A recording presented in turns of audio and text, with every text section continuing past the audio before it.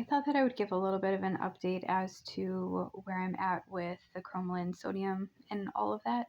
The last update that I gave on that, I was talking about how I had a reaction after the last 2 doses that I tried to take, and I reached out to my allergist office to ask, for further recommendations on what I should do, if I should continue or stop or whatever.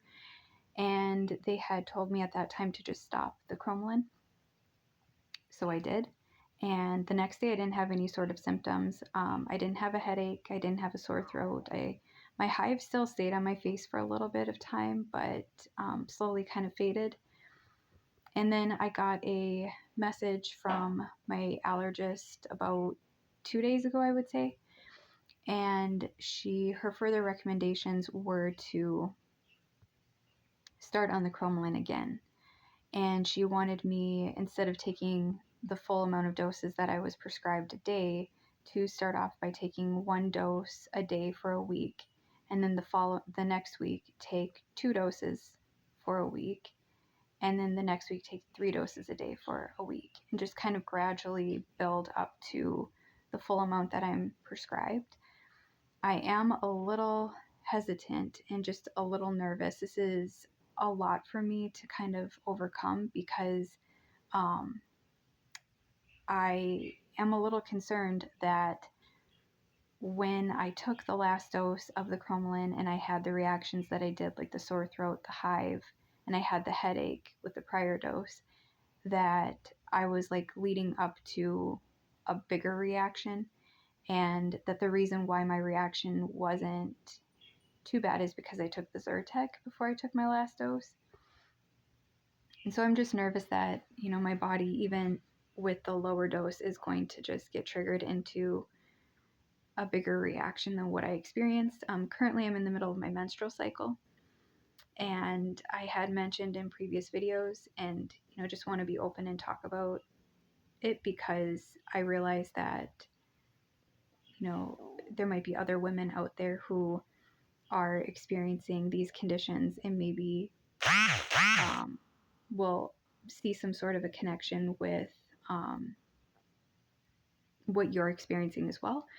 And so I do think that, with my autonomic nervous system, that does affect my menstrual cycle, and how that functions and all of that. So typically my menstrual cycles last between 11 and 14 days. They are 11 days on average, never less than 11 days, but on the worst months, they can be up to 14 days.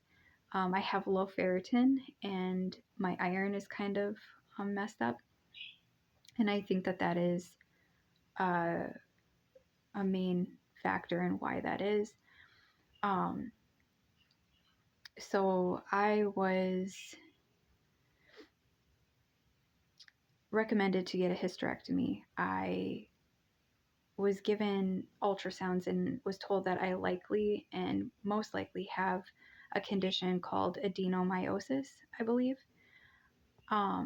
It's kind of like endometriosis, but it's a little bit different, and it's where I think the tissues, instead of forming on the outside of the organs, form on the inside. And so I experience a lot of pain during my menstrual cycles, to the degree of, I would say, the early stages of labor up to like 3 centimeters dilated. That's about the degree of pain that I experience, and makes it really hard to function during that time. So I have been just kind of confused as to what I should do in regards to all of that, because I feel like I wouldn't recover very well having a surgery like that at this point. I do not plan on having any more kids, so that's not an issue for me. It's just that I don't think that I would recover very well.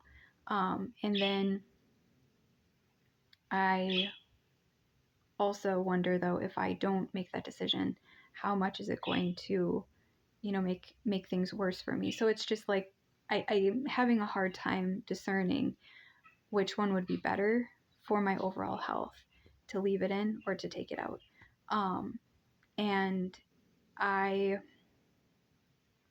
have known people in my family, for example, my mom, who had a hysterectomy, and I noticed that her mental health and her physical health became increasingly worse afterwards. She ended up being diagnosed with mitochondrial disease later in life, and they're unsure of whether or not I have mitochondrial disease.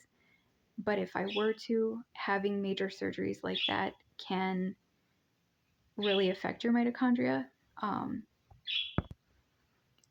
And so it makes me hesitant to, want to actually do that. But the fact that I'm in the middle of my menstrual cycle right now makes me not really want to start the Cromolyn, because I'm concerned that the fact that my body is just not very happy with what's going on with it right now, it's going to trigger it to be even worse. So I kind of want to wait a little bit, but if I waited for the duration of my menstrual cycle, I'd be waiting a very long time. So I just feel like I think I'm going to start taking it tomorrow. So my first dose again will be tomorrow. I did start on the diet that I was planning on going on, which is I'm mostly adhering to the low histamine diet and the low FODMAP diet, and just kind of focusing on those two main diets to kind of calm my system down and then reintroduce things. But if I end up feeling much better eating that way, I probably will just continue to eat that way. So I have gone completely gluten-free. I did have a snack with a little bit of milk in it. It was a very small snack yesterday. But other than that, I am not having any sort of dairy or gluten. I will share a little bit more about what I'm eating and, how it's all going for me as I go along. But as of right now, that is what I have learned in terms of the Cromolyn Sodium and, taking it going forward and the recommendations. And so I will just kind of update, how I handle it or how it all goes.